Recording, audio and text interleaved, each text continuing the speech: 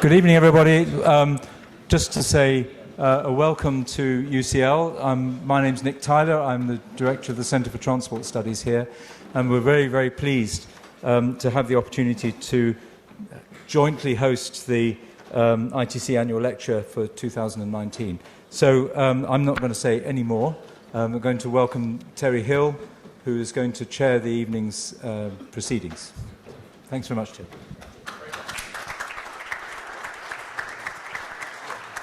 Yeah. Thanks very much, Nick. Yes, and so welcome to this subject that has really got a fantastic crowd of people here. And so I'm sure this evening we're going to advance our knowledge of the interplay between housing and transport. The Independent Transport Commission, your hosts for this evening, well, along with UCL, and I will later on thank UCL for hosting us properly in this theatre. The Independent Transport Commission is, it says here, our only, but is certainly the preeminent pan-transport and land use research charity. The annual lecture is our keynote event of the year. We have other discussion evenings and various activities.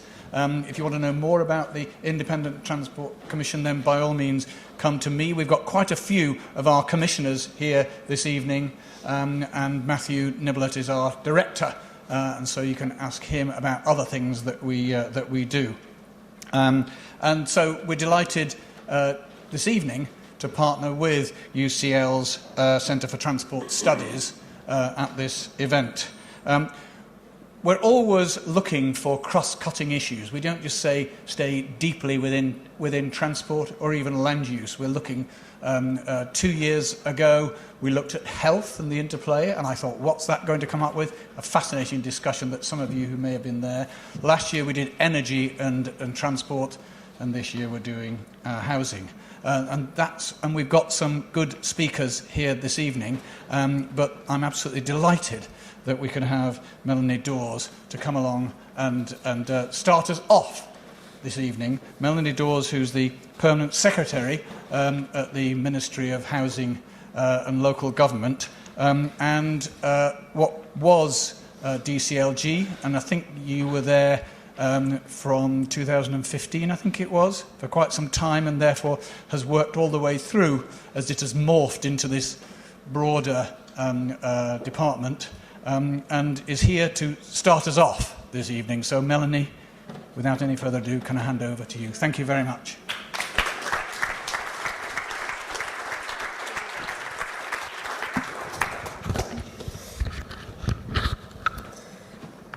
Thank you very much indeed, and I'm hoping the mic is working. Great, I've had the thumbs up from the back of the room. And thank you very much indeed for inviting me to kick off your annual lecture. I'm really delighted to be here, and you've chosen one of my favourite cross-cutting issues. Government is full of cross-cutting issues, and it's always really good to pay attention to where to some of the more interesting ones. And in fact, I started my career in the Department of Transport, although I now work in the Housing, Communities and Local Government Department. So I've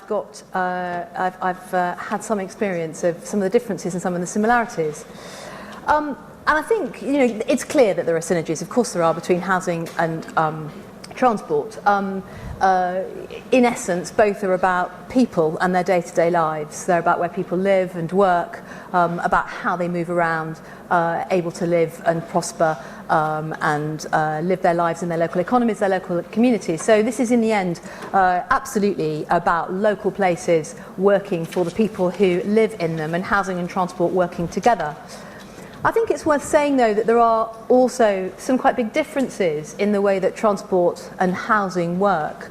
Housing, of course, is also arguably a social service, and for many people social housing is provided, and it was one of the 5 giants after the Second World War, and alongside health, education, social security and so on. So there are some differences here in the way that housing and transport need to be thought about, planned for, funded by central government, and indeed managed through private sector markets as well.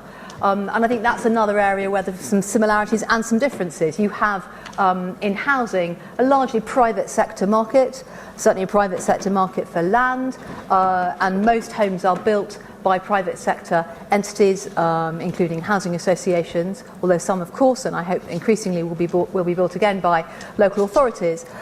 Whereas transport markets are integrally managed with the government's balance sheet right alongside them. There's no escaping that. The huge investment that is needed, much of it comes from the public purse and from the taxpayer, whereas in housing it is much more of a blend. So there are some differences. But those synergies have often driven us in government to bring our work together. And in fact, there have been two episodes in the past, in the 1970s and then again in the late 1990s, when my department today has been merged with the Department of Transport.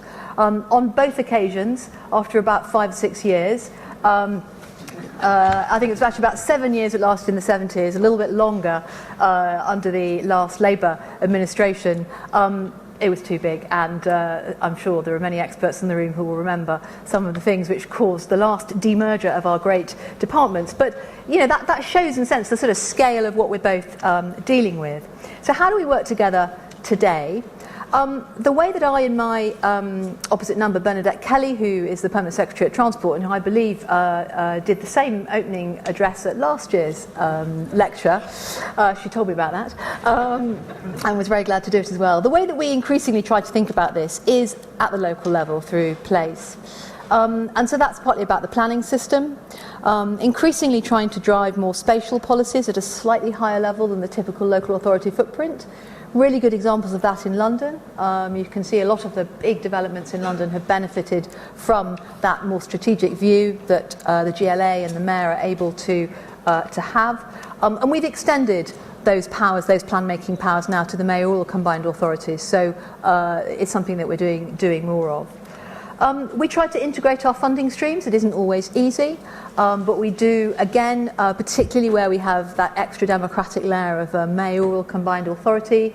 We've put more of our funding into local pots where people have discretion about the blend of transport growth, skills, and some housing spending to fit their local needs. And then also where we in government are particularly trying to drive major investment and major change in certain parts of the country, such as the Thames Gateway, where Sir John Armitt, of course, has been helping us, but also the Oxford, Milton Keynes, Cambridge arc is another really big area where we just know that it's going to be a huge amount of development over the next few years.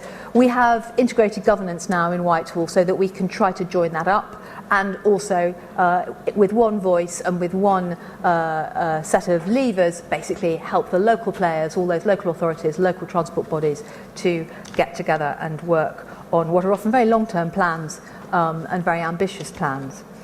So I'm really interested to hear our speakers. That's all I really wanted to say by way of introduction. So I will introduce our two speakers. So first, Professor Tony Travers, who I believe is going to give our main speech today. In my world of local government, Tony needs no introduction whatsoever. He is absolutely the expert on the systems of local government, and I've read his books on a number of things, including the history of the London boroughs and all sorts of areas. So he will, I'm sure, have lots of interesting things to say. Director of LSE, of course. And then Martin Tugwell, who is, where's Martin gone? There you are, Martin, who is Programme Director for England's Economic Heartland and is also about to take up his role as President, the incoming President of the CIHT, I believe, next Wednesday. So congratulations on that. So I'm going to invite you to come and speak. And I guess I'm inviting you, Tony, to come up to the podium, and I invite everybody to welcome Tony.